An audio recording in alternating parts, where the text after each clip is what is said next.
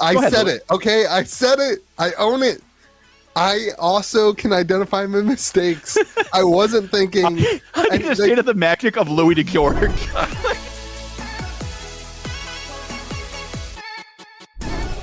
Whoa. Welcome to May the Zoo Be With You, America's most seasoniest TCG podcast.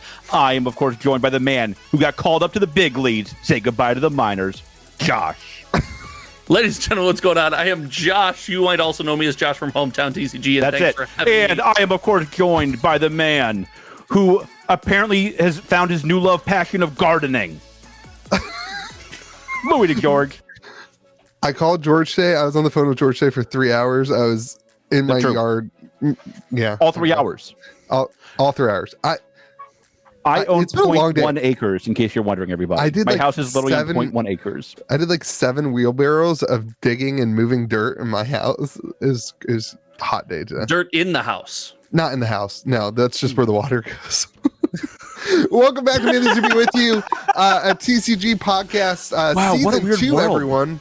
Is it drier outside your house than inside? Probably. Season 2 of May the Zoo Be With You, where we are redirecting, and now the main kind of focus of this is going to be Magic, and then we're going to keep talking about some of the other TCGs that we've always covered in the past.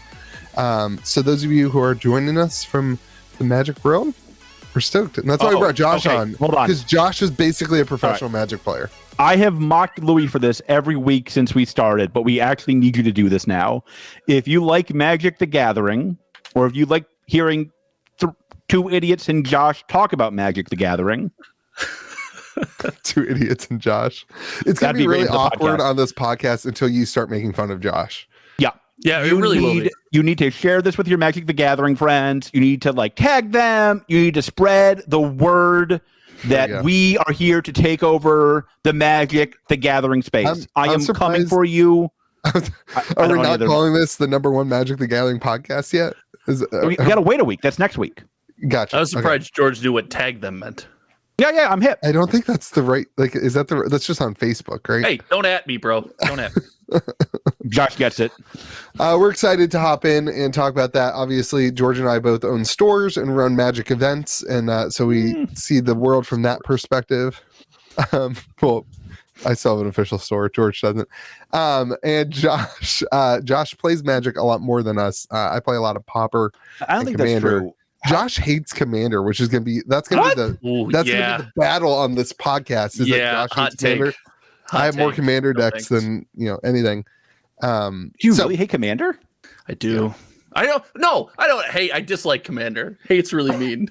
Well, he's bad. We're no longer the #1 Magic the Gathering podcast. That was a great run while it lasted. That was a great 10 minutes. Thank you all. So on this, it was a great week to transition to. Mark Rosewater just posted a article that is the what did he call it? The state of design in 2022. Maybe we'll link that in the comment section too if people want to read it along with it. But such a great title, by the way. So zen. Yeah, really cool. So we're going to talk through a lot of that, the state of the design of 2022, and then we're going to talk through Arena and the future. Josh has a lot of takes he wants to get into about that with different formats and stuff popping up. I learned how to play Pokemon when we transitioned away from Magic for a couple of minutes. I learned how to play Pokemon this weekend. George had a Pokemon Learn to Play event. Genesis is shipping.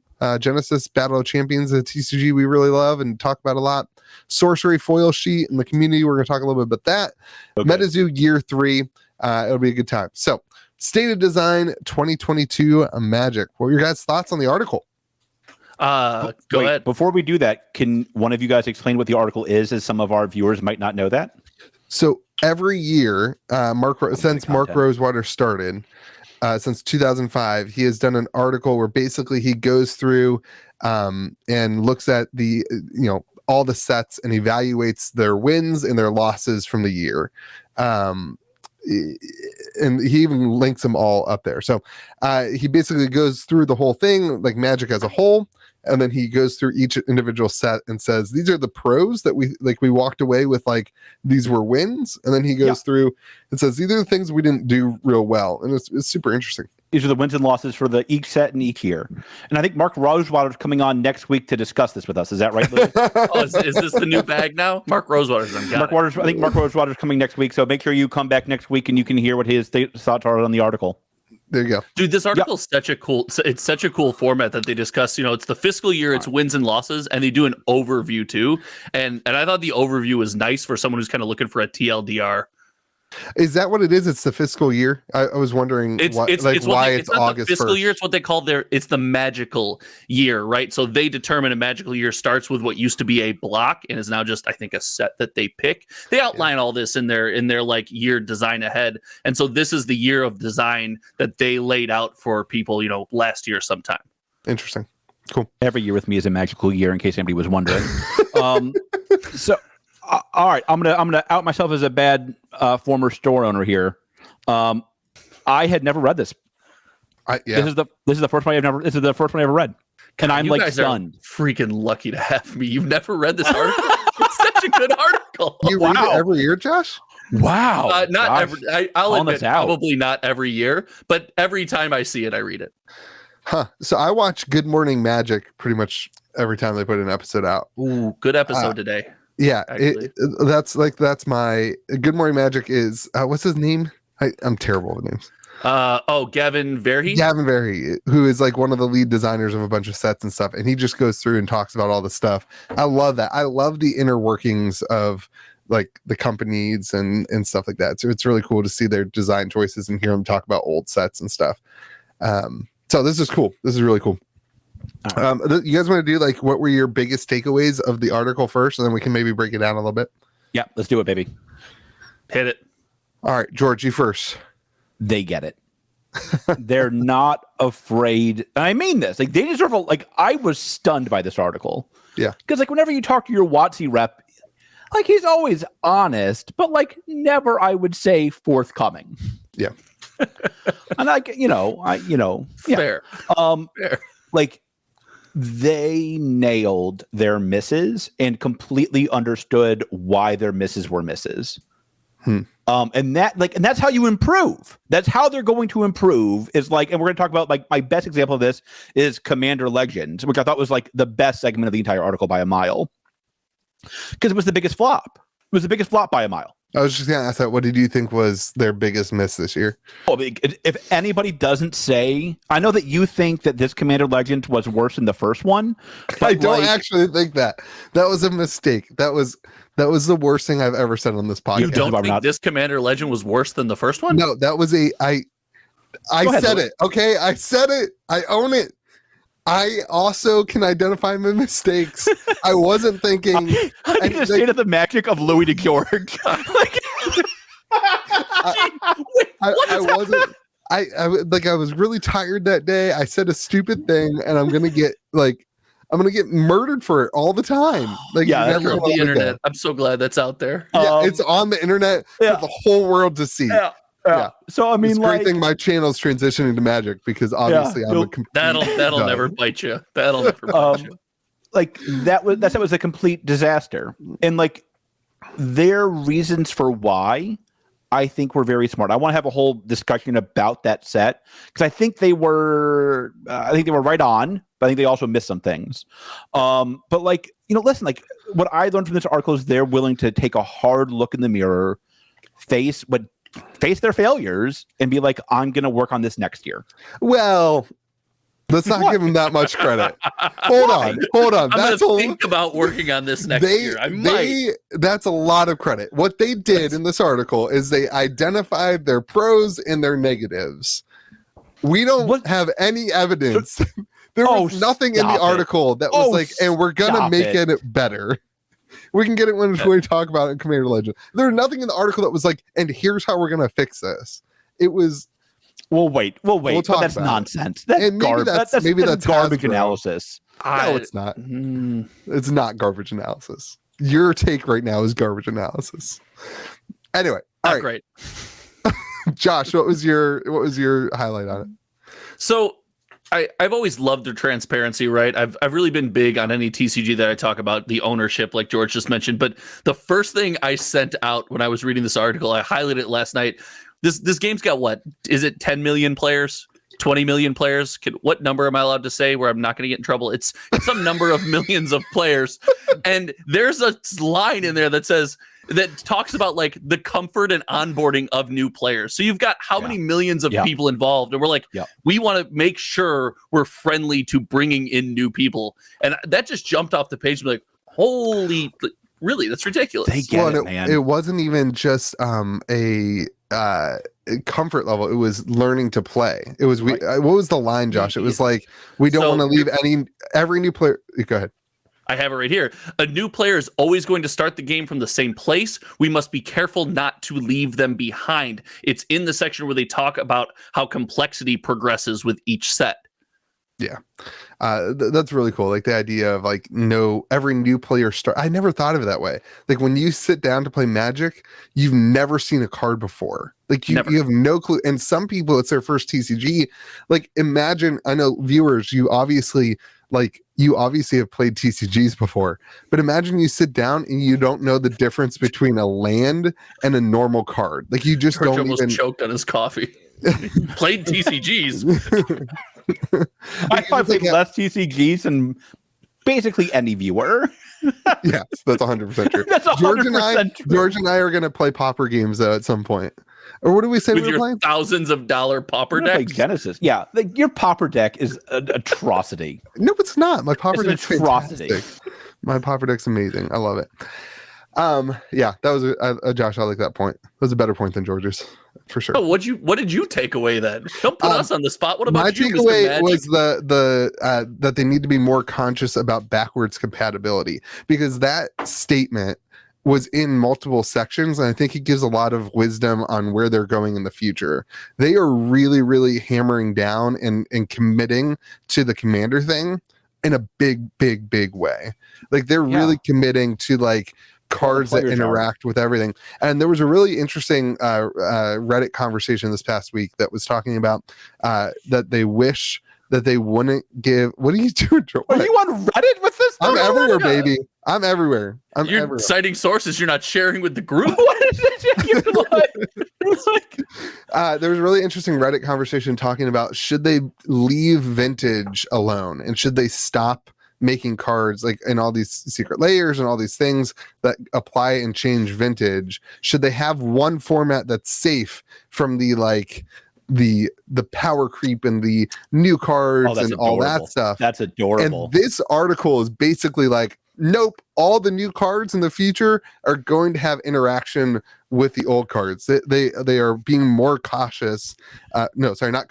Conscious about backwards compatibility, and everything that was saying was like, people want cards that apply to old cards, and so they're going to do more of that. I thought that was really interesting looking forward. Wizard I think brother speaks one language, and the second you ignore that language, you're in deep trouble. Yeah, that's money, everyone. There's a reason. How much Wizard support do you see for pre-modern, which is exactly the format you're talking about? It's everything before modern, so nothing can be added to it, and there's a reason it's not like heavily supported, right?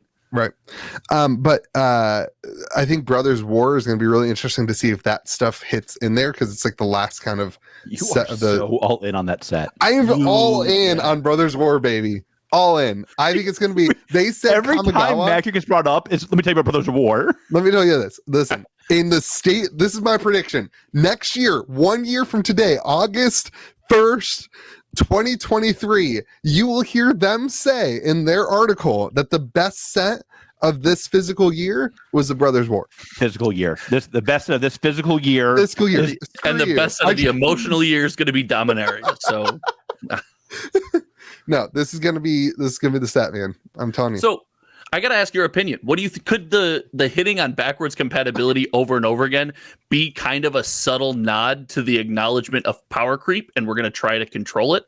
Because that's kind of what I took. It hammered in there so often, and I felt like they were constantly talking about power creep.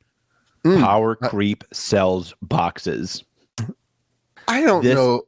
Wizard doesn't care about selling boxes, George. They just care about the game. I think Power Creep certainly sells boxes, but If you get me banned from WotC, Josh, I want you to know you were getting kicked off the podcast, and like you are. I don't know if I'm your friend on Facebook. I will unfriend you if you get me kicked off WotC. I cannot afford that one. I can't. The store cannot.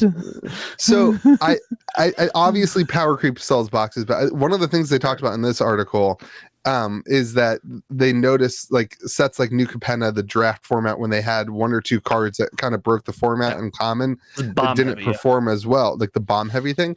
And so I think, yes, Power Creep sells boxes, but you have some of those cards in the recent sets this year where it's what's a Crimson Vow card, Josh? It's a black card. It's like $53 or something like that. Is it? I can't remember what it is, but it's a act meat hook massacre. Is that a card? Yes, meat hook massacre. Yeah. Oh my gosh. Yeah. There you go. Is that Crimson Vow? I think that's Crimson Vow. Anyway, I think so. That card is Power Creep. That card is really good, but that set isn't selling super well because it's like one card in the set.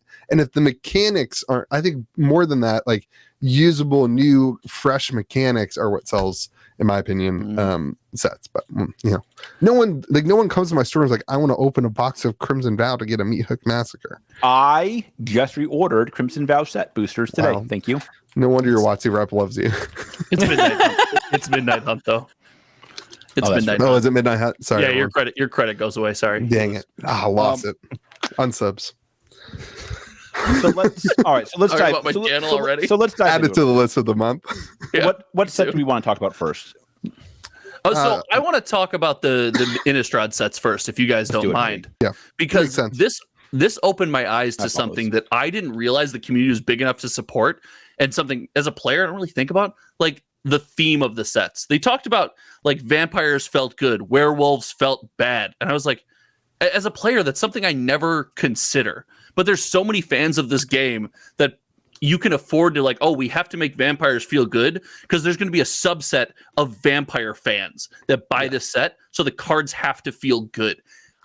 The attention to detail there is ridiculous. Yeah, like you have to make werewolves feel good just because they're werewolves. You might have werewolf fans. Well, to be fair, they also like promoted the set as like werewolves and vampires, and then the werewolves were like completely not there. There were werewolves and vampires in the set. They didn't. Yeah, but like not really.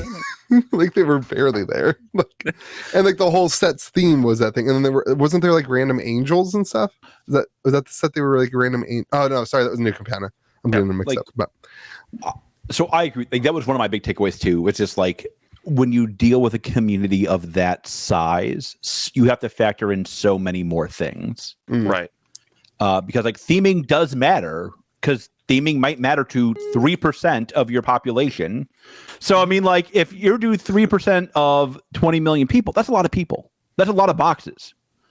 And like I don't know, like I think that's where I got the backwards compatibility. That's where I read it a little bit differently than you did, Dr. Louie.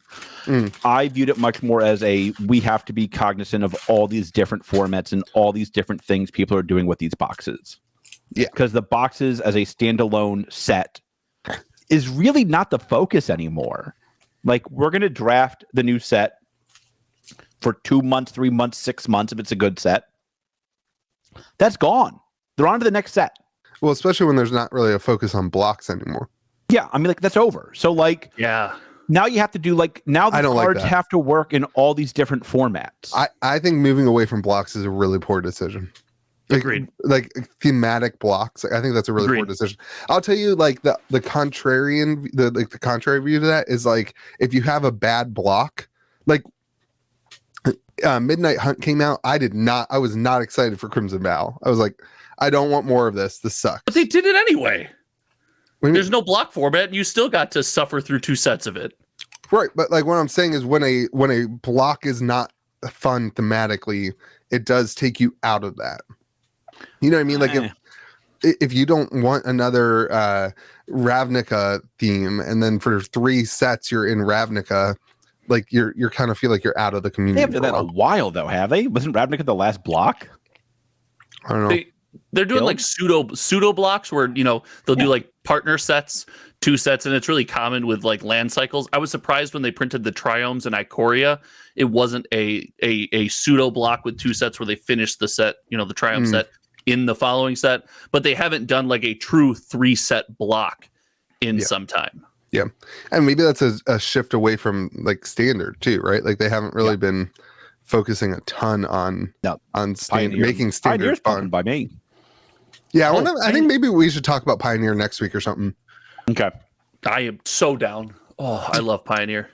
Pioneer's the greatest. The biggest thing I thought for Midnight Hunt was the double feature being a big miss. Them acknowledging that is great because double feature. Oh, George, you have a take on this that just sucks, don't you? No, I know what George is going to say, and I agree with him. But George, say your hot take about double feature. It's going to be a banger in about 3 years. Y'all heard it here first. Totally agree. It's going to be, people are going to be like, I can't believe I hated this. So I'll tell my little double feature story right now. So like my rep called me. He was like, hey, I got your double feature because you couldn't order it. You just got allocated a certain number of boxes. He was like, I got like I think it was like 70 something boxes if I remember. It was like LGS exclusive, right? It wasn't sold on Amazon. Which is how they weren't going to put any effort into it. The mystery boosters were sweet. Yeah, and they were convention, and they were also conventions. That's fair. I know. So boom roasted. Boom. Got him. Magic expert. What's lawyered from lawyered. So How I Met Your Mother. So they called like, I got this number of boxes for you. They're like, do you want them all? And right away, my little spidey sense is going off because I'm like, that's a weird question. I'm like, tell me about it. Because like we knew very little from the sell sheet. Like we couldn't order it. They called you with a number.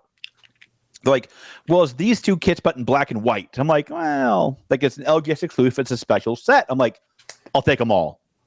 And then like you get it and you're like, wait, why is so much money missing from my account? Because they had ACH. It was like our cost was astronomical. Our cost on that set was totally banana pants. And so you get it. Then I'm like, geez, nothing is selling. I think I sold 4 of them on opening weekend. I was like, God, Houston, we have a problem. And like my store manager time was like, how weird are you? I'm like, put them in the back. This is easy. This is not hard at all. Come back to me in 3 years. These people are going to wish they had bought it. Because it was like, I think I charged my cost plus 20%. And nobody bought it. And I'm like, this set is going to do very well in the future. Magic sets. Currently sitting at 165. Interesting. That's not great. No, it's not. No, I think that's less than I paid. It might be.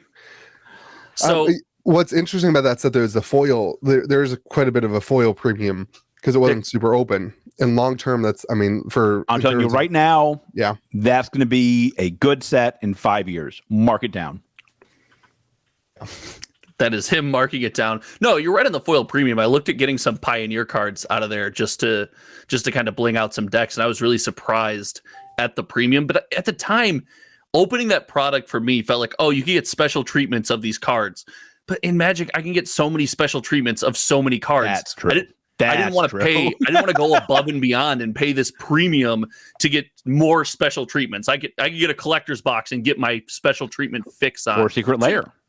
Or a secret layer commander deck that I'll never play and put on my shelf. Like I could get any one of those things. I got my commander deck, my secret layer commander deck free Kamigawa packs, and I pulled a wandering emperor foil out of it. I was like, that pays for the whole commander deck. Hey, wandering emperor, great card. To put it in perspective, the Meat Hook Massacre card we were talking about earlier, foil from the regular set is currently at $50. Foil from the double feature is TCG low is $209. Yeah. The foil, because the set's so big, because it's both sets, it's harder to get individual foils. In addition, it was open less, so the supply is really low. So I think long term, there's a lot of value in that. But there was confusion with that too, and I was pretty plugged into the community. I had people on both sides telling me it's a curated draft experience. Exactly. And then I had people telling me it's just the sets smashed together. So it's like there wasn't a clear understanding they acknowledged of what it that. was. They That's actually acknowledged a really good point. like for all of the grief I give WotC, the thing that they do better than anybody else is they make it easy to carry their product. I know what's coming out. I know when it'll release. I know roughly what boxes release. I know what promos I'm going to get. I know I'm going to get them. If I have a problem, I can call my rep. He'll call me back within 24 hours and we'll have a chat. They make it easy to carry the product. Sure. This is the only set in my time that was like a mess because I didn't know anything about it. My rep didn't tell me about it. My WotC rep didn't tell me about it. They just called me and said, I got these boxes here. Do you want them? And then he told me it was a curated draft experience. Yeah. And I was like, great. And it was not. They even acknowledge that. They say players believe double feature was unnecessary. They didn't like the aesthetic. They felt we misled the audience on what the contents were going to be. Were upset that it wasn't a crafted draft experience rather than just the two sets done together. And that's that would have been cool. Oh, it would have been great. Hey, it would have been a really cool thing. I actually like the full on I'm a pretty big. I used to be. I don't really watch horror movies anymore. But in college, my wife and I would. She wasn't my wife at the time. In college, we would watch a horror movie when we did date night. That's what we would do. And I loved the old zombie movies. What? I hate horror movies. Like Day of the Dead. I love the corny the corny old ones. I get nightmares. Can't do it. Yeah, they scare me too. You're both pansies, so it makes sense. Yeah, they scare me, dude. They 100% do. So Louis, I am proud of my tolerance of fear. Okay, I am proud of my tolerance of fear, and I will not be shamed by you. Thank you. There you go. I'm just gonna try to scare you. Do you really think that's the biggest myth? So with Commander Legends 2, we said it's the biggest myth. We don't think it's a Midnight Hunt. No? No, it's Commander Legends by a mile. Sorry, I think the effect that they had. I think this one was This was an easier thing to not miss. You could have just explained it better. You could have done a better job. But Commander Legends, when we talk about Commander Legends, I have some that's a major thing that affected stories. I wasn't a store, so I don't have horror stories because I'm not left with that bag. That's what scared Louis, not the horror movies. I bet you I've lost 10 grand on Commander Legends. Easy. Yeah, hundreds. I bet you my bank account is still 10 grand less than when I started Commander Legends. I opened Commander Legends for my channel sponsor and then moved on. I didn't buy any of it. Totally brutal. And let me say, do you want to just go to Commander Legends? Let's do it. Let's do it. I mean, we're here. I agree with what they said about Commander Legends. It was a really fun draft experience, and my store had a blast drafting it. But here's the things: they increased the price. They made it seem like it was going to be Commander Legends, and that. Why are you shaking your head? They didn't increase the price. They jacked the price sky freaking high until you cried uncle as a store. Then they're like, okay, never mind. We'll back it down 3 cents. God bless. Yeah. They jacked up the price, and then they presented it as Commander Legends, and they talk about this in the article, and this is what they say. They're like, we shouldn't have presented it as Commander Legends. We should have just presented it as Dungeons and Dragons. This is what I'm saying, George. You're like, oh, they own it, but they were never like, next time we do a Dungeons and Dragons set, we're gonna make it a regular cost set and not, Listen to me. If you guys ever do another Dungeons and Dragons set, let me tell you right now, nobody's gonna pre-order this. Yeah, I'm gonna order. I remember a really great-looking guy on a season 1 podcast warning everybody about this too. If it helps, you got this 100% right. I was 100% I know. Wrong. It's unbelievable how wrong I was. It's amazing that I still have a business because of this. The D&D sets are underpowered because they don't think they need to be powerful to sell. They think the D&D fans will carry. They're wrong. They're obviously wrong. Look, you can now order these boxes for $50 less than I paid. Yeah, on TCG Player. Yeah, that's astonishing. You're talking about collector boxes. Yeah. Who buys anything else? What's wrong with you guys? Listen, I think the draft experience is super fun. I will give them credit for that because I've told you guys the horror story of the first set of Commander Legends at my store. Yeah, this was much better. Yeah, this was much better. It was a ton of fun to draft. I think in the future my store will want to do it again on Commander nights when things get kind of we did it for I think 3-4 weeks. No, you don't think? I think they might. I mean, I don't know. My store won't do it again. Oh, maybe I shouldn't be holding on to all the draft and stuff boxes. I'll give you Give a me hint. some hope. Give me some hope. You'll have plenty of time to buy it again. Like here's where I agree with them. If they had just called this Dungeons and Dragons does Commanders, no problem. But then I think you got to lower the price back to your standard box prices for stores. When you call it Commander Legends in everybody's but Louie's mind, that means it's going to be a good set. So like we all anticipate a really good set when you tell me Commander Legends, except for me because I saw through your charade because I saw the first words were D&D. Yeah. God, you got it so right. It's amazing how much more right you are than me. Like this, like they misnamed it, but then they mispriced it. And I think like my takeaway on this set was a little bit different than our guest next week's, in that I think you can mess up one or the other. It really hurts stores when you mess up both. And players. I know people who were pre-ordering this at astronomical prices. Right. So this did some serious damage to the Commander community. This did some serious damage to the Commander community. Where do we start this podcast? You guys ostracized me because Commander's not the most fun format, and the majority. I would think Commander's probably the biggest format in Magic the Gathering, and they use this. It's almost like a platform they use to push the D&D IP. They're like, "Ooh, we have Commander players. We can push this D&D IP because if we can get in with this crew." And we can push this D&D IP, then the next D&D set's going to start to look good. D&D kind of left a bad taste in your mouth after the first Adventures in Forgotten Realms. We could kind of set a new foundation in the bar with a pretty dedicated community, and they really ticked him off when they left out a bunch of stuff and then threw salt in the wound when they followed it up in 90 days or whatever in a better set. All right. Real quick, Louis, what are you eating? I've got to know. This is a cough drop. Oh, that's disappointing. Why? Candy or cookie dough or something. I'm still recovering from talking about people actually playing this game bores George so much he's got to watch you eat. No, so like, Josh, I know that you're just so excited that everybody got burned for loving Commander, and to all of our viewers, I apologize. I've never been more right.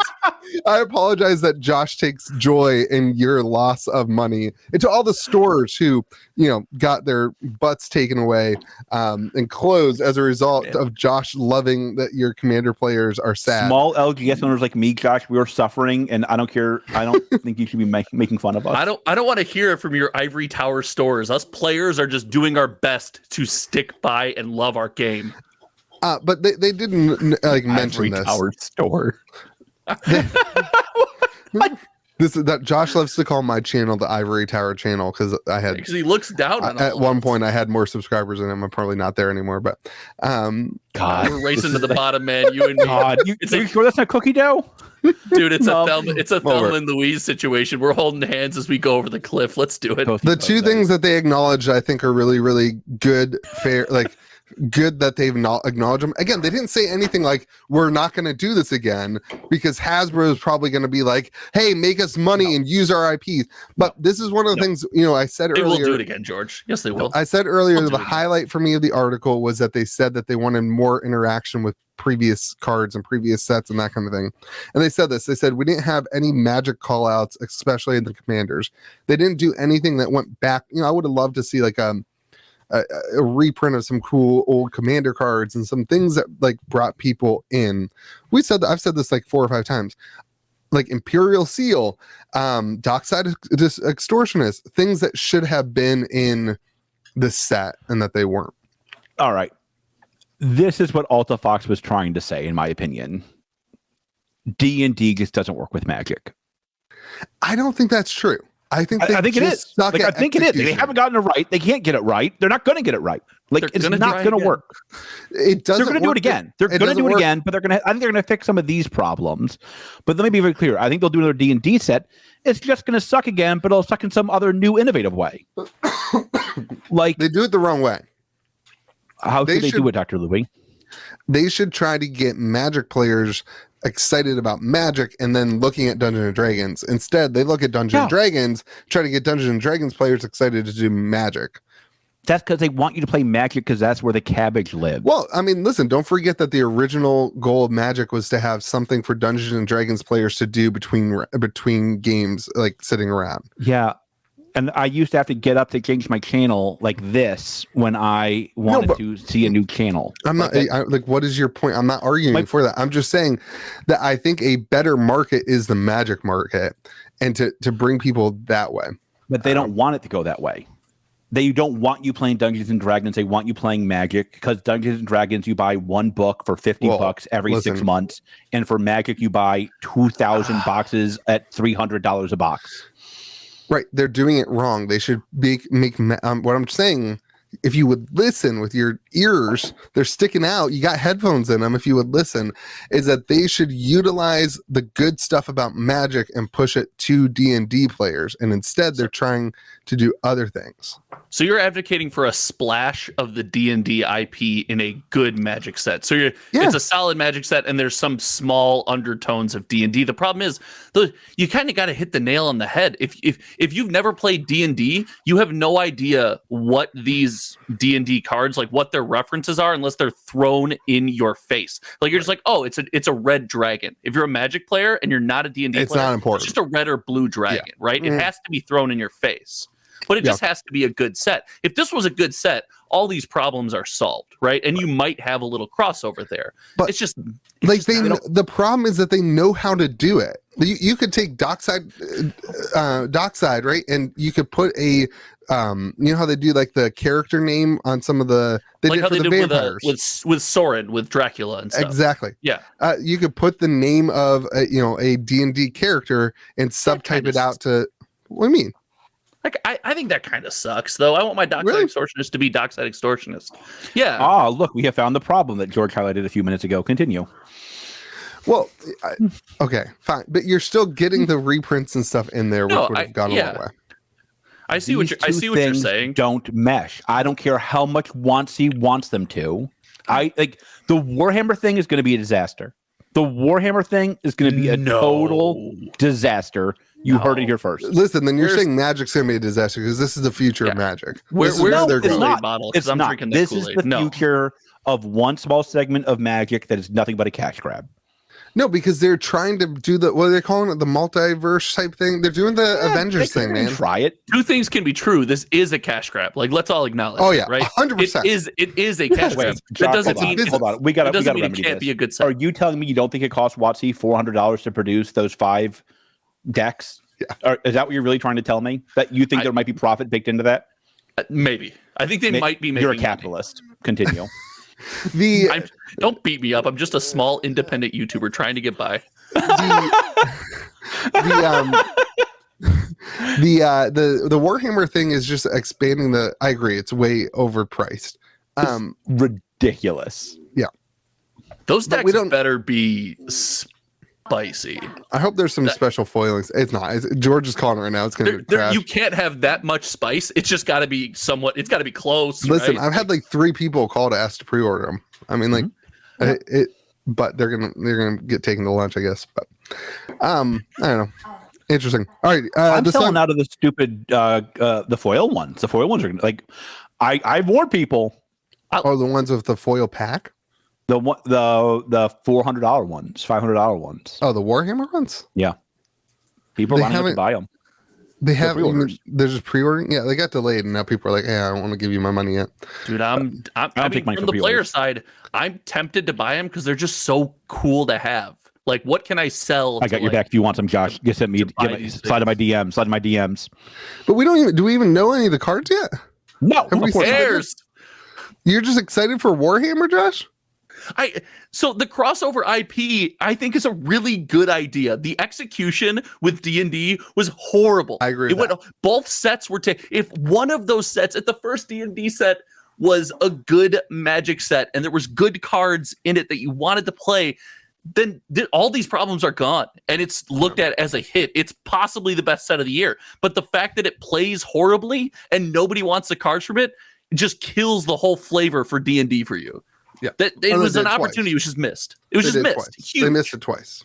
The theme is cool. If it It's helps the any, only- Josh, they're going to miss it a third time here probably next year. If it helps any, I got your back. The Warhammer one is going to.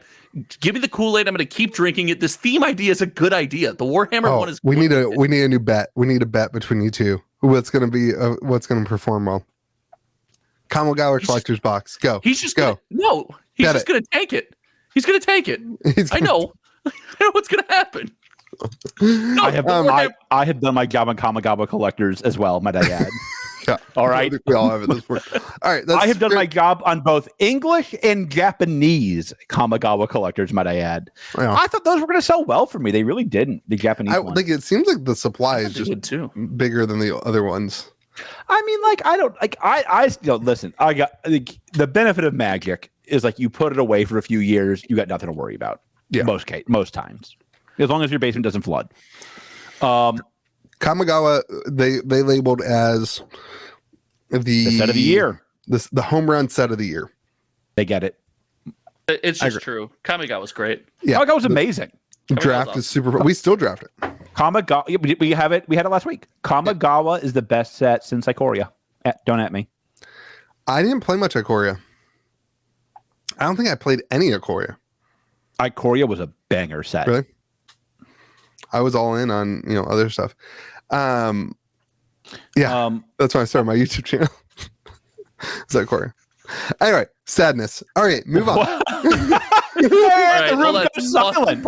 Pause podcast for a Louis hug. Everybody. No. Keep going. We don't take pauses for Louis' weakness here. I think Kamigawa is a super interesting thing because of the neon cards. Like long term, that's going to be like if you're an investor, that's going to be the price of those cards is going to dictate the market on collector boxes. They also is also one of the first times they restarted 2 waves again. Because remember, they started off collectors with 2 waves. Then they went to 1 wave of collectors. Now they're back to 2 waves with collectors. Yeah. I find that super fascinating. Because I think they just saw like these boxes after they're out of print go to the moon.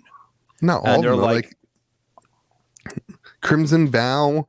That just came out like a month ago. You got to give it some time. It's not even out of print. Come out a month ago. It came out a year ago. It's still it came out before Kamigawa, though. It came out it's still in print. I just said when these sets go out of print, the collector boxes go through the roof. I see what you're saying. And WotC wants some of that action. WotC has one love language. Analysis. Why? Because it's not like some of them are. What are the other ones? Ikoria? Is Ikoria? Well, Throne's the first one. Theros isn't through the roof. Pull it up. Theros was. Am I wrong? Recently. Of course you are. This is like it's made to be with you. Theros is. I did a pack. While he's looking this up, do you think there's a connection with the fact? It's amazing. That's pretty good. That's pretty good. That's pretty good. Those came out at like 179, right? And that was also a set I couldn't give away on release day. That was my first flop as a store. That's one of the sets that dropped way low. Way low. Yeah. Do you think there's correlation here with this being the set of the year and kind of the return of the chase card? Yes, 100%. Like 100%. What's the last chase card? Like, what do you mean return? The COVID card in Ikoria. that was an uncommon. That was people liked it. It had a box really topper. A chase card. The full Monty. It's the box topper. Isn't it like it was like $11 recently? Yeah, no, now like 50 cents. It used to be like $10,000. Yeah, during COVID, everybody thought it was going to be. Yeah, but that's okay. That's not a chase card. There's that many of it. I have very few Magic cards. That is one of them. that is like the one I had to have. Every once in a while, I would go when they tanked. I would go throw like 50 of them in a shopping cart somewhere, and then never click buy. I always thought about it. I just never did it. That's a weird investment to me. It's just kind of. I want you to know I got the faith. It's neat. You pull it by. I have so much Ikoria collectors in my store. It's unbelievable. I went nuts on that set because it was during COVID. Sense. I mean, that makes sense. It's got all the. You have a ton of that uncommon in your store right now. Go get it. So I do because I bought first wave. Remember, they took it out for the second wave. Yeah, they took away the alternate name, right? Or did they? Right. They pulled the whole card. I think they left the card, but they left the card but changed the name. Yeah. Yeah, that's okay. So I think Ikoria is a great long-term sealed investment. I just think because you can't you're not going to see a lot of that stuff ever again, right? No. It's hard to reprint those cards. Yeah. But the card individually is a weird investment in my opinion. But I agree with that. I mean, I think chase cards sell boxes. I don't this. This seems so obvious to me. I don't know why TCGs don't get this more. the next time you see a card like the neon is going to be in the Brothers War.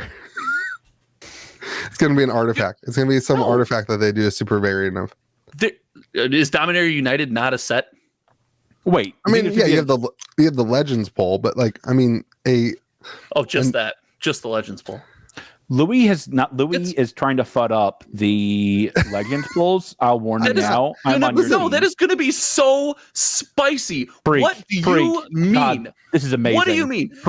It's just like Kamigawa Neon Dynasty. There was no chance you're going to open one of those Hitsagu, the pink strip, but when you did, it was selling for over $1,000. You could open a Tabernacle. You won't. I will. Alert. You won't open a Tabernacle, but the fact that you could is going to blow that setup. It's crazy. All right, Josh, we're gonna do a stream and open up collector boxes together. Sure, and when you open a indestructible aura, which is a 15-cent Legends uncommon, and that's your poll, I'll still feel excited. I will feel that's what Louis doesn't get. Everything with him is about tendies. Me and you are about the passion and love of collecting. If the set is just a normal set, if it doesn't Adventures in the Forgotten Realm us and leave us all hanging, if it's just a normal set with that sprinkle on top, a little Salt Bay going over the set, this thing is amazing. No, I'm not saying it's not amazing. I'm saying it's not as good as the Neon Ink card. It's better. I think it's not. Yeah, in the first half, not going to lie. No, this is better. I was with you for a little bit there, Josh. That's all I'm going to tell you, buddy. I want you to remember that. You can get a reserve list card. I remember our time fondly, Josh. Right. You can't. Here's my point, Josh. Oh, you're on Louis' side. Yeah. Say it out loud. Say it out loud. Say it out loud. I don't know how to say this now. Listen, I agree with you in the first half. The neon card's really cool. Josh, when you pull a neon card, it has I'm not all about the tendies, but when I pull something special, I want it to have monetary value too. I can go on TCG Player. There's 212 listings. It doesn't seem rare to me. It doesn't seem exciting to me. Louis. Wow, he's just flashing hundos. I like this. I'm getting Louis' attention. You got mine if it helps any. Yeah, you're the capitalist pig. Let me be very clear here. That's absolutely true. I noticed. I wear that with distinct honor. With the Kamigawa poll, that chase. Your mic sounds different. Me? No, you were just leaned away for a second. With the Kamigawa poll, that chase, every time you get it, doesn't matter what variant, it's still special. It's still unique. It's still something that not a million people have. Yeah, it's I'm looking up right now the price. But there were different rarities based on the strip that you got, right? Based on the neon version that you got.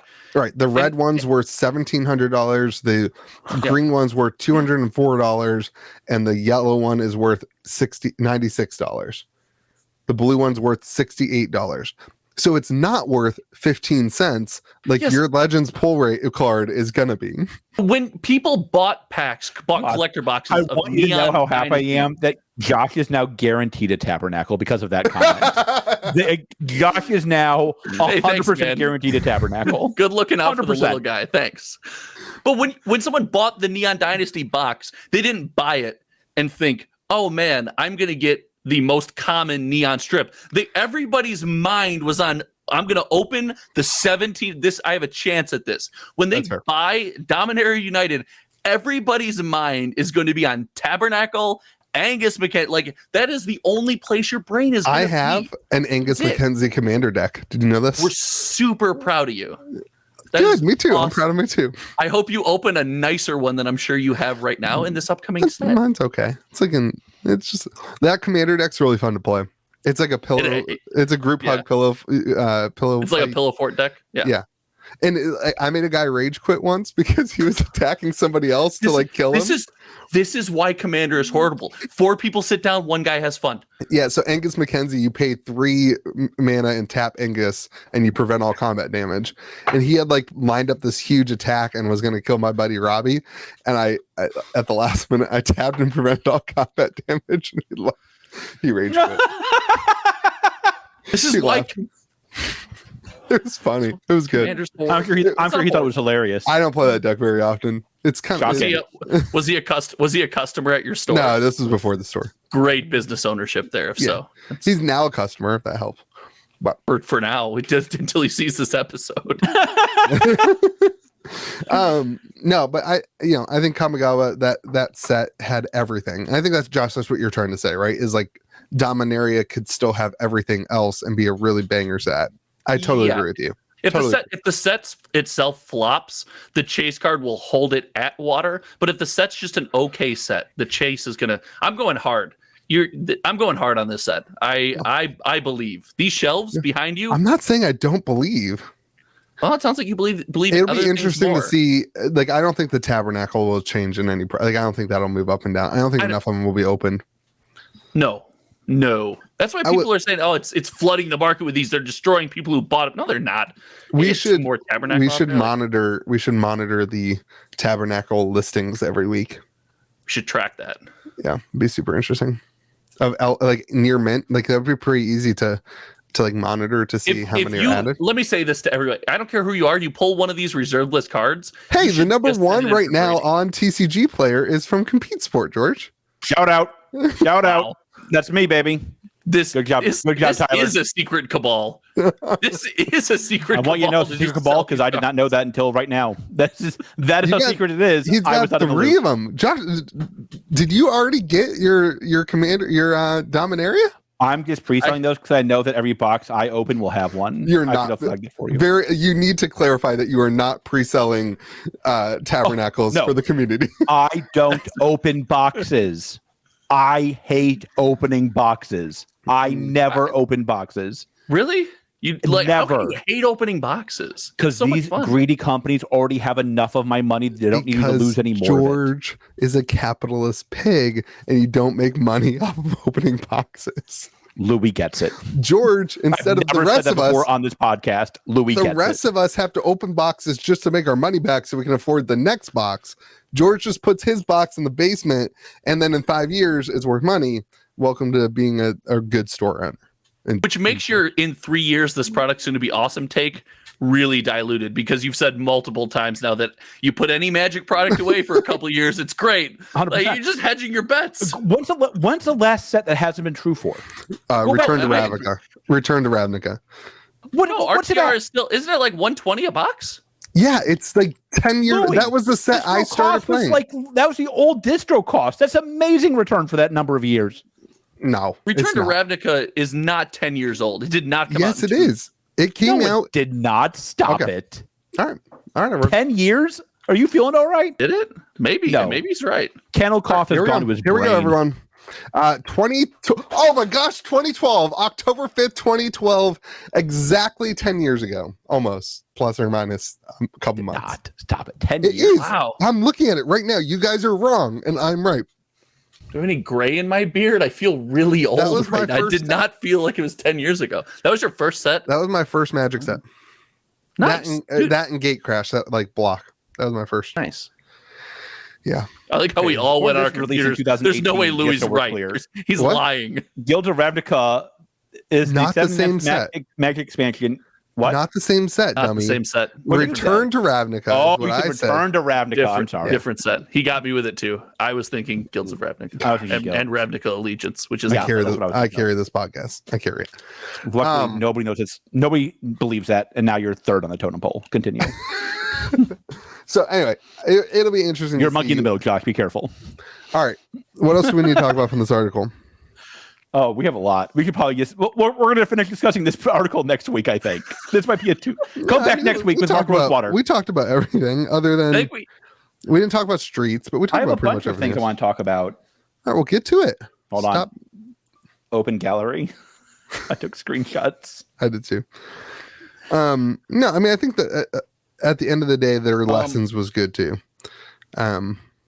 So the only other thing I really wanted to talk about was the complexity. And I think this is where Wizards does have a hard time because they are so much older and bigger than any other game.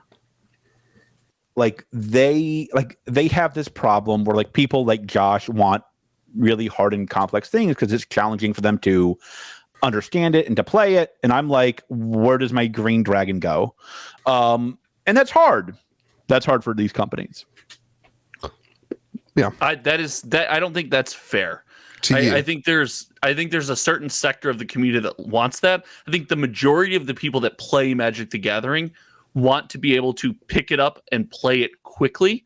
You're referring to the section of the Magic the Gathering community that want to take a long time to master it. So easy to pick up, difficult to master is I think what you're looking for. I don't think you want complexity. Why is that so important to you that the key is to pick it up and play it quickly? Like, what? Because I've heard this before, but like I don't understand this entirely. Like, why is that something that matters to you so much? Because Magic the Gathering is easily available at my fingertips in some form or fashion. Whether it's going down to one of your guys' stores, whether it's Arena, whether it's MTGO, it's at my fingertips, which means on release day, I want to be able to play it and feel comfortable. So there's a fine line there of someone, even not a new player, being able to feel comfortable behind the cards. You do need something to chew on, though, because if you get it in the first 2 days and there's nothing more to it, it's easy to put down, right? Okay. I can see that. That's interesting. It's like I think they do this. They say something. This is what I'm saying. Like they say something, but then they do something else. We talk about this, right? They say they want it to be less complex. They need to be careful with complexity. And what do we have coming out in like the next set is these sticker things. Like, why aren't they just counters? Like they add all this stuff, and it's the same. The application of the process is the same thing, but they make it all thematic in doing things like the stickers or different types of counters. Which is like, why isn't it just a counter? Why does it have to be the specific thing every time that really does? Or they change the name of mechanics and it's really the same thing. Right there. You just hit it right there. It boils down to we're trying to add keywords to everything. And adding keywords to everything, it enables all these crazy art treatments that we want to do because we don't have to have walls of text on every single card. But it also ups the complexity. The cards don't feel like you could just pick them up and know what they do, snap off the top of your head anymore. You have to associate these keywords with these new mechanics. Josh, this is way moving on. As a computer developer, you develop software, right? I develop computers. You got it. Nailed it. What would you say you do here? I'm a software. As a software engineer, I finally teach you how to play card games. Are you Steve Jobs? Engineer. You can be honest with me. Are you Steve Jobs? Yes or no? No, I would not be on this podcast. Do you think that part of that has to do with programming for Arena and having like different keywords that allow them to allow the programmers for Arena to do specific things? No, because that could all be handled behind the scenes. You could associate a category or some kind of grouping with these mechanics behind the scenes, and you need and it's a fine line, right? Some mechanics need to be named because they're going to be a theme in this set. There are 14 cards in the set have this mechanic, and it's easier to name it on like the special treatments. But certain things just don't need mechanic names. I'm going to come out and say I don't like the idea of making the game more complex just for the theme. I think that is a mistake. Like to make something different and change the name of something just to fit with the theme of the set, I don't think that that's a win. I think that makes it too complex. Oh, there he is. That's the cutest dog I've ever seen in my life. This is the most adorable content on YouTube right now. What is that? I've never seen this happen. What's going on? All right, moving on from George kissing his dog. Gosh, he's such a bad co-host. He doesn't have his headphones in. Yeah, and then George. Yeah. Oh, hey George, welcome back. Hey. The poor girl had to go to the vet today. She had an ear infection. Oh. I don't want you to worry, Louis. I did not get parvo from that. I don't want you to worry about my health. Let's Josh, what do you want to talk about Arena? So I think something that's going underrepresented right now in the community is the fact that they keep doing these anthology series, right? The historic anthology series and the Explorer anthology series 1. So History 6, Explorer 1, and they came out. What they are is they're adding cards to the Arena library. So Arena's big gripe is it's missing cards for legacy format, like what Modern and Pioneer would be. And these anthology series are catching the client up. They're adding cards from these formats to them on Arena. And this is kind of a step in the direction that Wizards is saying, we really want Arena to be the primary platform where people play Magic the Gathering. How do you feel about that?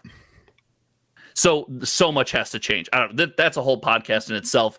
Yep. So much has to change. The economy is just a disaster. You can't trade cards. They don't feel like they represent the physical thing, which is something that makes MTGO so incredible. Yeah. But as far as spreading the game, so much of the game spreads through content, through communities, through dashboards and stuff like that. And it's such a clean and clear watch experience for anybody. If you don't know how to play Magic, I've had viewers that don't play Magic that are able to pick up and understand what's going on and talk about the game in my chat as I'm playing it, because Arena is so clear with everything. Really? So if we can get there, there, we have to fix the economy and fix the interaction between people. The cards need to feel like physical representation so I can move them. And then that would be to the moon. That would be insane. Pokemon gets it right, man. Put them in code cards, buy packs, get Arena stuff. Magic will never do that because all they care about is money, but that's the only way to do it right. If you're gonna go that route and make Arena the primary focus, but MTGO does, like, you can trade in MTGO sets for complete sets. Right? You can turn them into physical cards in the world once you complete the set. Wizards isn't making any money off of MTGO. That's not where their revenue stream is coming from. But if they move that to Arena and you could buy the Arena cards and then turn the Arena cards into physical, you'd still have paper players. That doesn't help the LGS though. I'm saying you won't have a place to play there. You go the other way, the way Pokemon get it, they get it, man. You buy the box, you get code cards, you turn them in, and you get cards on the game. How does Magic make money on the digital client then? They sell more cards. They won't do this. I'm not saying that they will do this. They won't. They will make less money, so they won't do it. But that's the right way to do it, in my opinion. I think they're moving there. I think they're going to do it. Sorry, LGSs, but they're you think do it? You think they're going to move it online? Yeah. No, Arena will one day contain all of the Magic cards to play these legacy formats. Yeah. Does anybody not believe that? Like, if so, like, why? There's some people that really don't, because the economy is so bad. Listen, that's easy to change though. Not make money though. Like stop it. There's difference between you'll have Arena buy only any players. card and you can buy any card. Like there's areas in between that. Let's save this for another episode in the future. This seems like a great conversation. All right. Anything else from the article? God forbid I be passionate about something. Yeah. No, I'm sorry, Josh. Welcome to the podcast. Louis. Everyone go watch Josh's channel where he plays and streams Arena. Yeah. Hometown TCG. There you go. Get out of here. All right. What's next? Speaking of Pokemon, I learned how to play Pokemon last week. You finally played Pokemon? Yeah, I learned how. And I gotta say, way, way more fun of a game than I ever thought it would be. Now, let me say, it is not as good as Magic. It's not the best TCG in the world. It's way more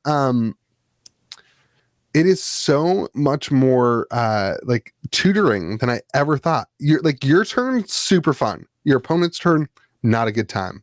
Which is very boring. You're just like, can I go yet? What? Oh, you're doing. Well, it's meant for kids. What? Well, and that's the thing. So I did a learn to play event. We had 10 kids and 10 parents there. It was so cool. Out. So cool to see kids playing the game with their parents. And it was just cool to know, and this is to know that when one of the kids was leaving, he was like, "Dad, can we play later tonight?" And the dad was like, "Yeah, we can play later." And to know that that's happening, it was a really cool thing. And I totally now the AltaFox article about Magic seeing Pokemon as a entry ramp into Magic the Gathering. Totally get it. It's 100% true. Like that kid now knows about how, looking at their hand, and they know like turn orders, and they know all the things that like are in Magic the Gathering in a different way. Resources, it's not used the same way, but it was really interesting to see that in the Ultra Fox article. 100% correct. Ladies and gentlemen, we got them. Yeah. They're going to play Magic. Pokemon has always, to me, been like the texting game. It's like I take my turn, and then I pass my turn, and I pick up my phone, and I respond to anything I have to. Then I ask you what you did, and then I take my turn again. Yeah. It's pretty boring. But it was also more like everyone's it's like, not nobody meant for you. Like, yeah, it's different. It's different. Listen, I'm going to play. I think I bought one of the, I didn't buy it. I took it off my shelf, but one of the, wondering, I'm like, where did you buy this when you have access to distribution? One of the VMAX boxes, and I sleeved it up, and I've got it there, and we're gonna play it. It's fun. Like I would sit down and play it again. It's fun to look at the Pokemon and evolve them, and it's good. Reminds me of the video games. It's fun, but it's definitely not like. I've never played a Pokemon game or video game. Oh my gosh! I was that weird kid that played Pokemon instead of collecting Pokemon when we were kids. Oh yeah, I played. Yeah. Did you play the video game, Josh? Which one? The Game Boy one? Yeah. Game Boy none of like the Pokemon Snap or anything like that. But I play Pokemon Stadium 2 with Robbie like twice a month. I love it. That's so much fun. So much fun. Still a great game. Amazing game. Opening Pokemon product was I opened my first booster box talking to you. It was some of the most fun. It's such a roller coaster. Some of the most fun I've ever had into some of the biggest depression I've ever had in my life. Yeah, you lose money. All you do is I thought everything was so special. Everything was so shiny and cool and textured. And I love that they have the VMAX cards in the packs now that do nothing other than look awesome and are worthless. I love that. They're worthless. Oh, love it. You mean the V-Star? Yeah, love it. Want them all. Just don't look. Just don't look it up. Matter. It's all right. But now that I've learned how to play, don't look. I'll tell you what. Now that I've learned how to play, I'm more excited to hit those V's because I'm like, oh, this is cool how it evolves, and it's got prize cards. So instead of life, and if you reduce your opponent's Pokemon to 0 HP, you get. If it's a V Max, you get 3 cards. If it's a V, you get 2 cards. If it's a regular one, you get 1. So it scales really well because if you have a big Pokemon out, it's a risk and reward basically. So it's interesting. Shout out old school players, Chansey Alakazam combo. Let's go. I want to play old school. I think that was super fun with like old base set cards. It'd be super cool. Yeah. What was your favorite combo, George? Yep. Gosh, George hates talking about gameplay. I know, it's so great. New set, George. Let's talk about the new set. New set looks good too. It's gonna. Yeah, it does. That's one of the set. That's one of the series. Did you know, George? Do you know how they do? This is another thing games should do. Copy off of Pokemon. Pokemon gets it, man.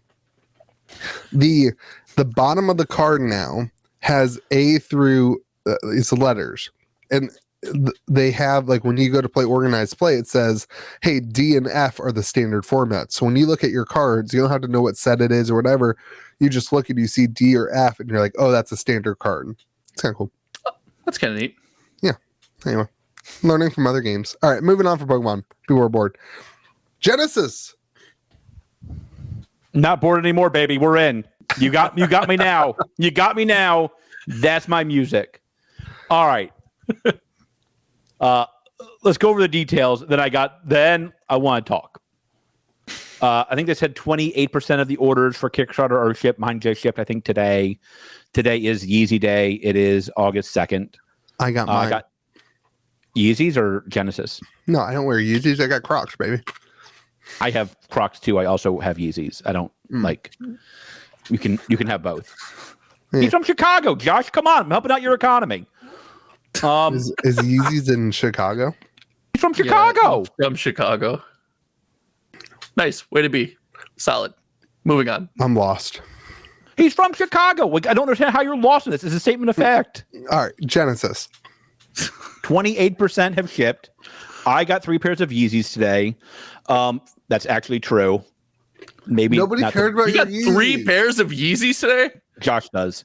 How are you this baller? What is happening right now? So the problem is you got to sign up for these raffles, and if you win a bunch of them, you get a bunch of them. Spoiler, I won a bunch of them. How many size might have 15s did you win? Hmm? How many do you get to pick the size? How does it work? How many size 15s? Yeah, so for Yeezys, I can only wear size 13 and a half. Like Louis' child feet. If I have to hear about Yeezys or Bama talk one more time from your stupid mouth, we're gonna we're not talking about Bama talk. Bama talk's gonna get me in trouble. I don't know what's going on there, but I refuse to click on that link. That's not. It's all George talks about. That is not happening. Love it. Genesis. So I got my boxes today. I haven't opened one yet. 50% of the boxes will ship by the end of this week. So by the time this podcast airs, roughly, I think, and something like that. So like they're getting out there, which is good. That's good. Like they're shipping. I don't care about that. I'll be honest. Here's all I care about. My store has fallen in love with Genesis. That's good. All in, baby. I'll tell you, we got I think we literally have I would say 12 to 15 players who play several times a week now. That's cool. I'm actually showing it to a store owner that's coming down from Greenville next week I'll still be here. He's coming down and I'm going to show him Genesis next week. We're going to do a learn to play event in a couple of weeks. I have to figure out I'm playing it, but here is what my players tell me. For all you store owners, this is the important part. Oh, yeah. They love that it's a casual game. It's not hyper competitive, but it's not just about the combos. It's about when do you push. It's about patience versus pressure. And that is what they have all reported back to me, because we're now doing the poll in the store of what games do you want me to carry. Genesis, MetaZoo, Cryptic, Legions, and there's one other one, Sorcery, were the 5 that they got to vote on. Genesis has a home, MetaZoo has a home, so it's really between the other 3. They can all fight it out for my love. So we have a Discord server event for Genesis, and they've been playing the 4-player version. I heard opposite points. Some of the people really love the complexity. Not I don't want to use the word complexity. I think they call it the chaoticness, where things are just, there's things everywhere, and you got to really focus on how to move around and whatever. And then some people have said it's too much of that. So it's really interesting to see how people react to the board state stuff. But I think this is an interesting topic that, other than D-Spirits, which we haven't ever really talked about on the channel, this is the first Kickstarter game. Okay, hold on. I gotta add this. I was not going to share this story but it's too funny not to share now that you brought it up. When I put that in my store's Discord, hand to God, the very first comment, 15 seconds after I posted, these are the 5 games I'm thinking of, somebody said D-Spirits, and I was like, I don't know what's going on here. Non-ironically, they wanted to say D-Spirits. And I was like, God, am I going to eat a ton of crow and call D-Spirits and be like, hey, can I get a couple boxes? You got to be fair. They did reach out to the guy who did the Charizard artwork. So, I mean, you are so nasty. You are so nasty. That sat wrong with me. Anyway, can I say my point? Go ahead. That this is the first game that that is shipping, and it'll be really interesting to see how the supply and the demand and the Kickstarter experience goes over the next couple of weeks as people actually hold their product. Because what we've always said is this was a great advertising tool for these games. Genesis is in more hands now than it has ever been or would have ever been without the Kickstarter, because Kickstarters are basically free advertising for these games. Sure. So it'd be really interesting to watch that, as this is the first game that we really have covered. So could some of that growth backfire? Now this is just me, I follow some indie TCGs, but some of that growth to me seems like it's, kind of false fool's gold, as they say. Yep. You grow all this, but it's people that are just investing in the game for the tendies and stuff like that, and you don't get the slow natural growth in normal George, game. There's of course some of that happening. Of course, but this is where me and Assad, and I love Assad. Assad's a friend of mine. And I'm not claiming that's happening here. I'm truly asking about Kickstarter TCG culture. Me and Assad are never allowed in the same room because his socialist spirit would invade my capitalist swine and identity. He fights off the pariahs of the secondary market as hard as he can. in a way Okay. that sometimes I don't think actually helps. And I've made this clear to him privately and publicly. Like, I would prefer a more collectible box than Genesis currently is set up to be candid. Even the Kickstarter box, I think 100%. 100%. I But think it's done a pretty good job of putting the old chases. I old love darts. that. I love that. I think heard about that. right. That's I mean, pretty sick. Magic basically copied Magic off of should his do idea. that. Magic. Oh wait, they're doing it. It's going to be the best set. Well, they also did it already, so I guess he technically copied off them. Okay. Yeah. Like the stores that are carrying it and doing well with it, they're doing very well with it. Like I know Unison Games in up in New Hampshire, Massachusetts. I don't know where they're. He's killing it with Genesis. Every day I see a post from him, David, posting all the new pools, all the new games. Like, he's killing it with Genesis. I was like, I would say there's probably a dozen stores that are really, maybe more than that now, that are really doing a lot of Genesis events, like, several times a week. And that's really great to see. Stores that are doing well with Genesis seem to be doing very well with Genesis. Listen, we've said the whole time, Origins is the most important set in Genesis's life. For sure. But if Origins does well, if Origins does what we hope it does, what we think it will do, it's going to gain a foothold into a lot of these stores that like isn't easily replaced. So, and here's the kicker too. I think Genesis is a perfect game for people who like board games. Yes. It's a great game for people who like board games, and then they say, I want more. And Assad is doing a great job of showing, I think on his Patreon, you can have your order shipped to a local game store instead of to you. And if you do, you get an additional LGS promo card if you have your Patreon order shipped to the LGS, and then you have to go to your LGS to pick it up. He is so good. That's pretty cool. Yeah, like he's doing things so that when now as a player, you just got your Genesis, you play it with you and your spouse. I hear a lot of people talking about playing it with their wife. You enjoy it, or husband. But you enjoy it, and now you're excited to go get more, and you have to go to your LGS to get it. I think that's a win. And now your LGS is like, oh, let's do an event. I'll say teach some other people. Assad is a legitimate champion of the LGS. No BS, no like lip service. Yep. Like, I will give you extra stuff if you go support your game store. Yep. That is what I'm liking. Love Super it. cool. Yep. Assad's amazing. I got my uncut sheet today. I haven't gotten a chance to look at it yet, but I was in my yard all day. I know. I talked to you all day. I have these like boxes that I like can't wait to open, and I just like haven't done it. I just got my kid to bed. Are you doing a box opening on your channel? Oh yeah. It'll probably already be out by the time this goes live. I hope you all liked it. It was great. It was amazing. I love that content. I watched that content for sure. It was great. I definitely watched all of your content. All right. Sorcery just put out their foil sheet a couple days ago. Dude. Looks all right. I want everybody to know. I'm the only one that hasn't been like, they can walk on water. I'll eat that. These look so freaking good. If you're listening right now, put your eyes on the screen because I've got the video popped up. It looks so good. So they put this like so good. This matte silver stamp in addition to the regular foil that most games use, and it looks so cool. Like it looks just so good. Like it's like a double. I talked to them a little bit about the process, and I actually think it'd be really cool to do a video with them talking about the process for how they did it. But they have to like double print or double stamp the thing. It's kind of crazy. Listen, like I want you to know I'm a little anxious now. I want this on the record. I wish I could walk that one back. This is gonna be your Commander Legends. I have a bad feeling. I got a bad feeling. That looks so good, and like I don't care about how good it looks. I care, I guess, but like it shows me that they're putting a lot of care into the product. Yeah, like that's a detail. Like that is some minute detail that's very impressive to me. Yeah. Every card has a full-on mask, and then even like they have different opacities. The right pronunciation. Anyway, I think that's fair. Fair. They have different opacities for the mask too. It's really cool. They like hired like 3 graphic designers to do it. Like they're doing the things you need to do to find a foothold in this marketplace, I think.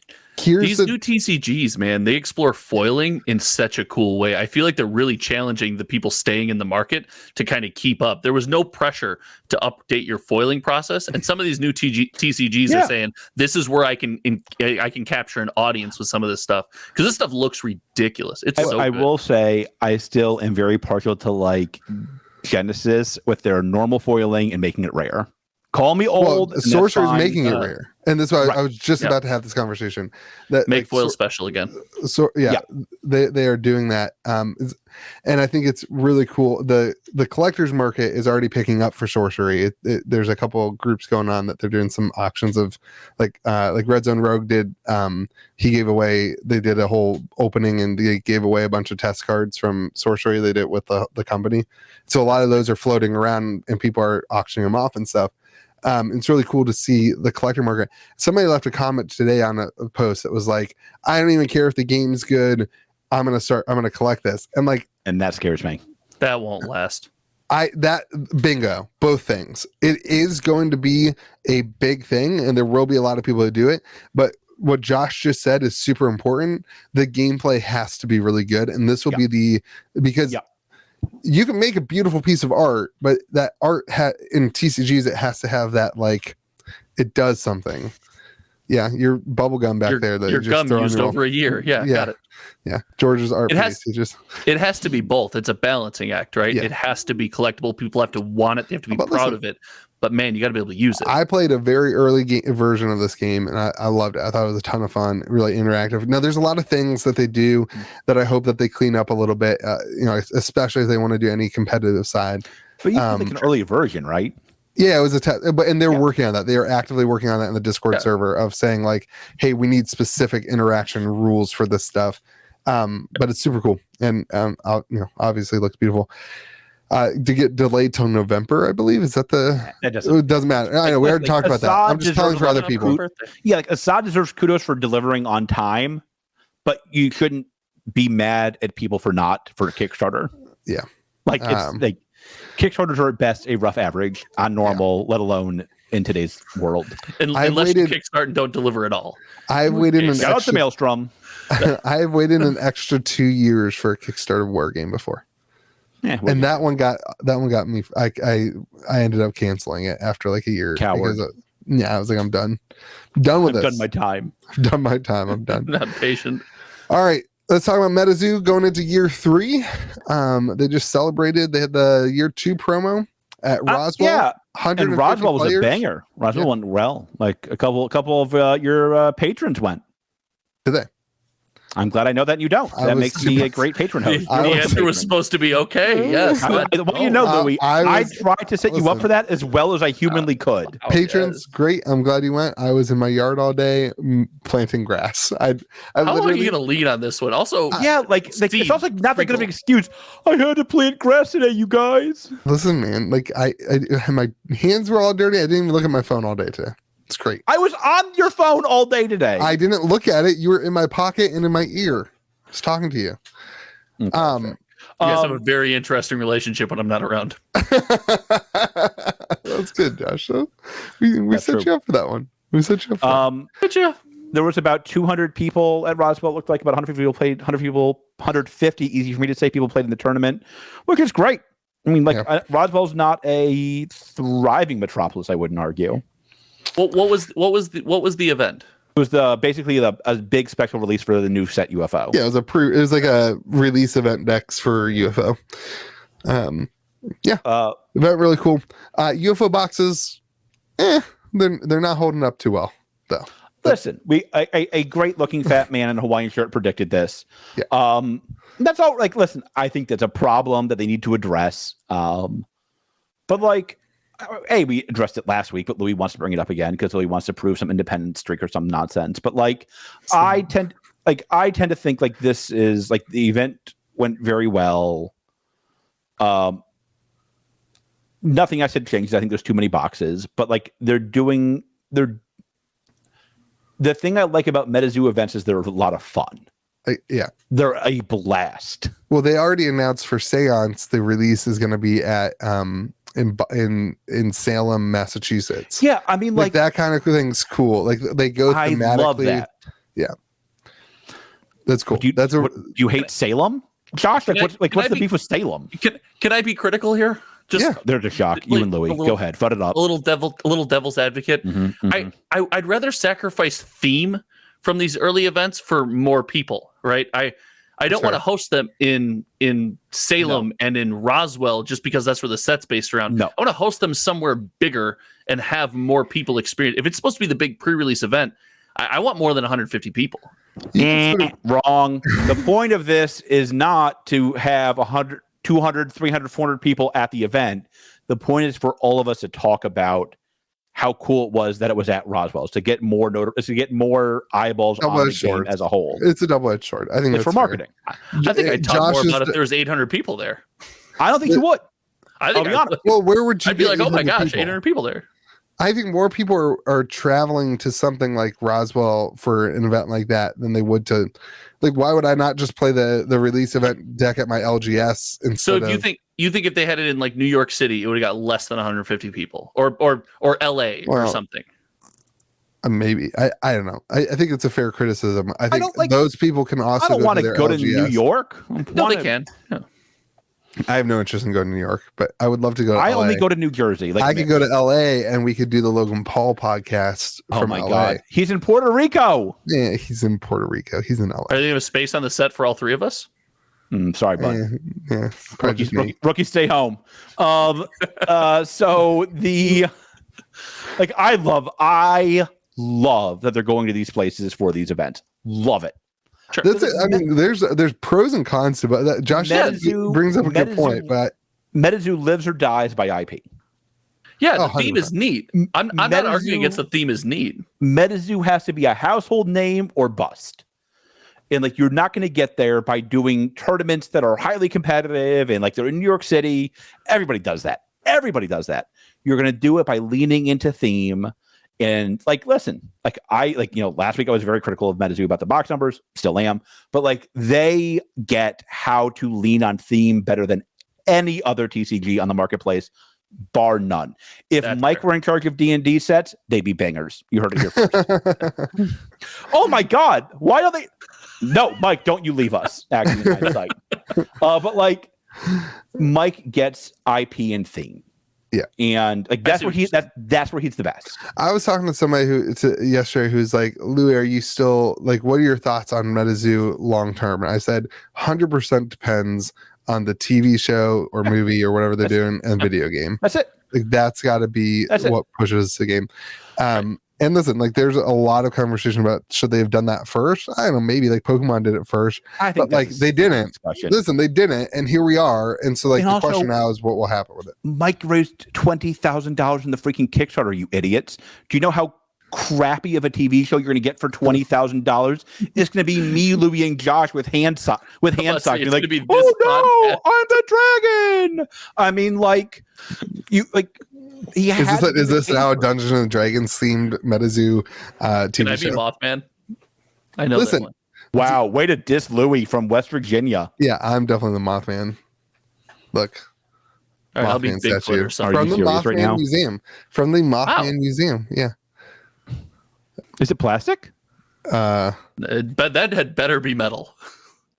It's definitely not metal. He broke it. It is definitely not metal. That I could have guessed. It's not heavy. It's made to look like metal, but it's definitely not metal. It's a thick plastic. It's like a cheap, crappy plastic. It looks Thanks cool. for showing off your action figure of the tick. That's really great, Louis. Thank you for sharing this. I just happened to have that on my desk. That was not fun. Yeah, I completely agree with you. Tell me how many people are playing the video game in 3 years, and I'll tell you where MetaZoo is. It's that simple. Yep. It's all that matters. Yeah. It's all that matters for the game. They're going to exist as an IP. Agree. Yeah. And they will or they won't, right? This is Mike is all in on the IP, in my opinion. I'm saying, I think looking towards year 3 now, year 2's over. Year 3, I want to see the game. I want to see the TV show. I do not want to see the game or the show this year. That's a mistake. Your takes are so bad this week. I want to see them done right. I don't think you're going to do a AAA title in 1 year. I don't. Listen, you got lightning in a bottle, man. You gotta take it. No. You got to go No. with it. Nope. 3 Take your years- time. So now you're Come out- 4 years down. Like, Louis, it's not like they're doing nothing else. They're releasing 85 sets and 2,000 products. Take your time, baby. Relax. Okay. We could just agree to disagree. I think it's got to be this year. That's my personal. It has to be done take. right, and being done right I doesn't mean being completely done agree. quick. I think So you release want it done times- right and very quickly. Yeah, you can have things fast, free. What's the Fast, line? cheap, or quick. Fast, cheap. Thank you for helping me make my fast, point. cheap, or right. You can have things done fast, cheap, or good. Yeah. You can have two, but you can't have three. I don't. They need to do No. good No. and fast, No. and they need to pay lots of money to get it No. done. That's my I opinion. don't think that's how it works with video games. Like, I think you're going to. Faster video games is not 12 months. Well, if the topic is MetaZoo in the next year, then what's success look like, George? What's MetaZoo success look like for this year, for this magic year of MetaZoo, For this magical year. this physical year? Yeah, so this physical year of MetaZoo, like, listen, like, how will I gauge success 12 months from today? Yeah. I want to see some of the issues that have started to pop up in MetaZoo solved. Mainly, I want to see how they handle promos being legal, which I think is like, I think that's an issue that they need to work on. I want to see how they either increase demand or decrease the number of boxes. I don't care which one you pick, but I think you got to pick one or the other or both. Yeah. I want to see. I think we could get a trailer this year, certainly, for the TV show and the video game. Yeah. Show us that it's happening. I want to like what I would. I mean, I'm gonna walk all this back. Here's what I want to see more than anything. I want to see Mike lay out the roadmap for the year in the next couple months, and I want to see them executed. Okay. The Genesis burn burn for the NFTs is something I still hear about from a lot of people. Like, that's still not done. Like, I want to see a roadmap and it executed on. And now part of this is like, it's hard for MetaZoo because they're in 10,000 things and you can't do 10,000 things right on your first try. You're going to have some bumps in the road when you're doing so many new things. And that's why you see so many people hate on MetaZoo, because they look at the bumps and go, oh, look, I told you it was over.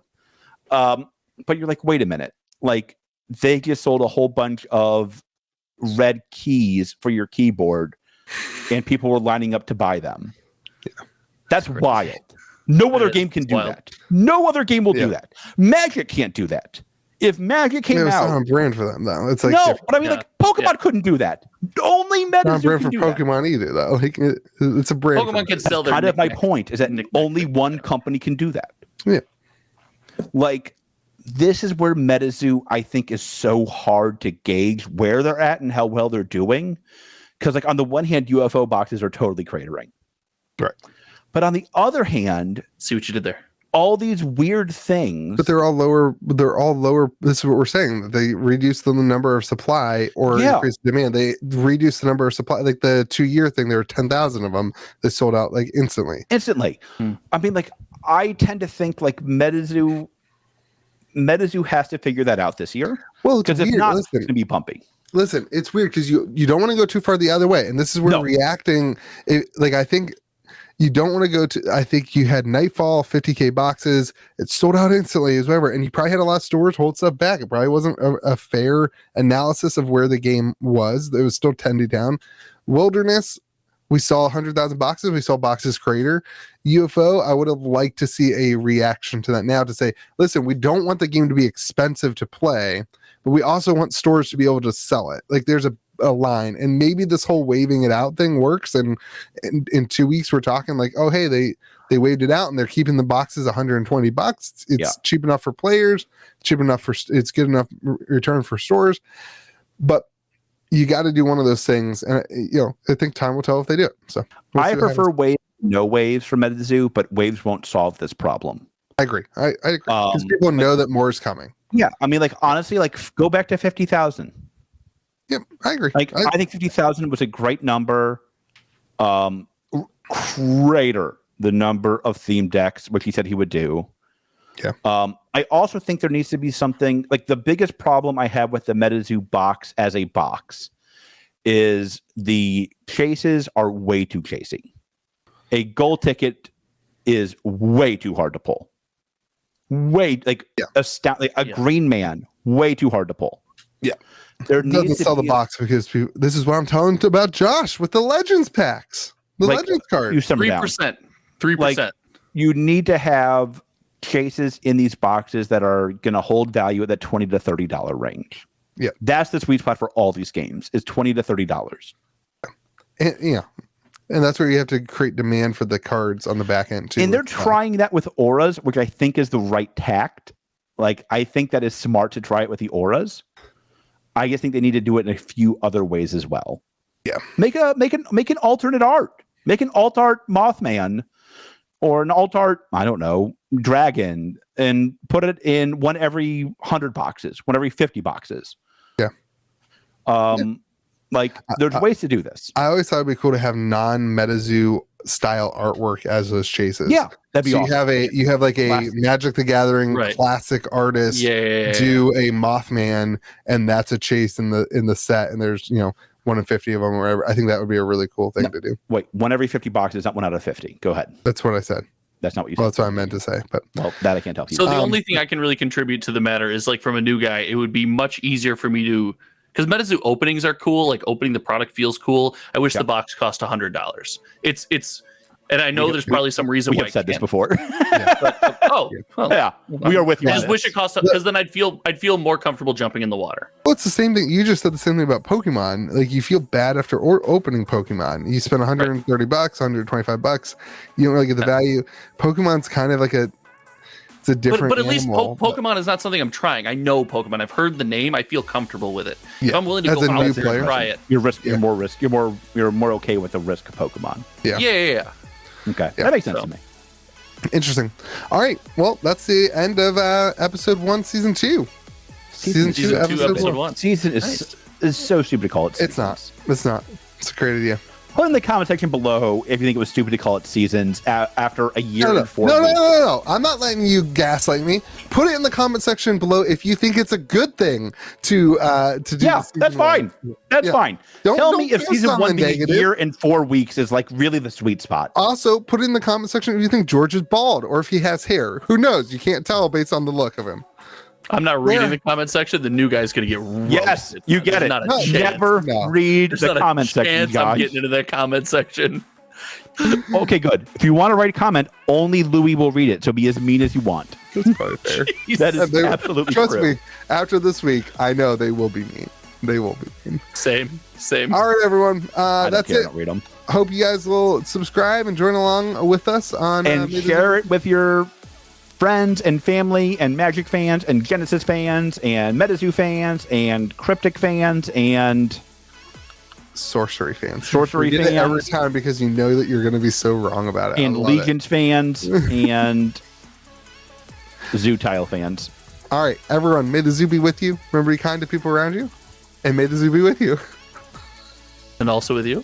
And also with you. God, that was a terrible ending. How'd you mess it up already? Season 2, baby. Let's Nothing's go. changed. Season 1, season 2, nothing's changed. Nothing's changed. I still can't speak.